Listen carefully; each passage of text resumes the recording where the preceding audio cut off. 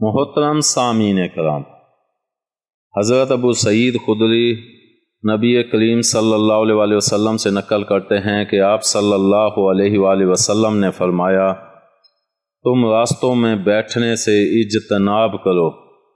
یہ سن کر بعض صحابہ رضوان اللہ علیہم اجمعین نے عرض کیا کہ یا رسول اللہ صلی اللہ علیہ وسلم،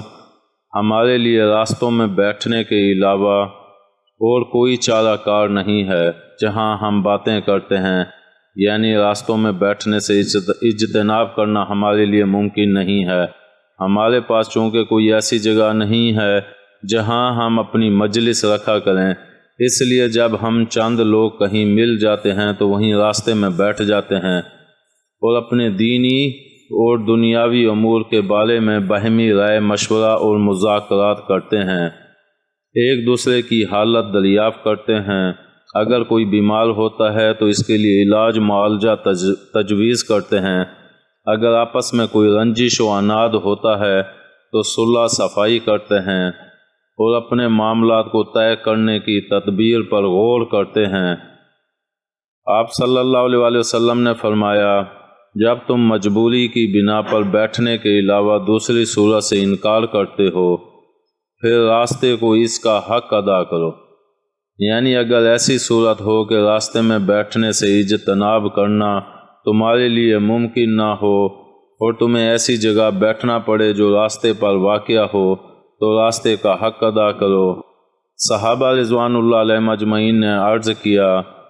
کہ یا رسول اللہ صلی اللہ علیہ وسلم، راستے کا کیا حق ہے؟ آپ صلی اللہ علیہ وسلم نے فرمایا، آنکھوں کا بند کرنا، یعنی حرام چیزوں پر نظر ڈالنا، اظہار آسانی سے باز رہنا، یعنی تنگ راستہ کاٹ دینے یا کسی اور طرح گزرنے والوں کو ایذا نہ پہنچانا، سلام کا جواب دینا اور لوگوں کو اچھی باتوں کا حکم کرنا اور بری باتوں سے روکنا۔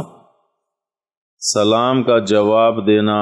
تشریح میں لکھتے ہیں کہ سلام کا جواب دینا، یہاں سلام کرنے کا حکم دینے کے بجائے سلام کا جواب دینے کی ہدایت کرنا اس مسنون امر کے پیش نظر ہے کہ چلنے اور گزرنے والا بیٹھے ہوئے کو سلام کرے۔ اور حضرت ابو ہریرہ رضی اللہ تعالیٰ عنہ نبی کریم صلی اللہ علیہ وسلم سے اس مضمون کے سلسلے میں نقل کرتے ہیں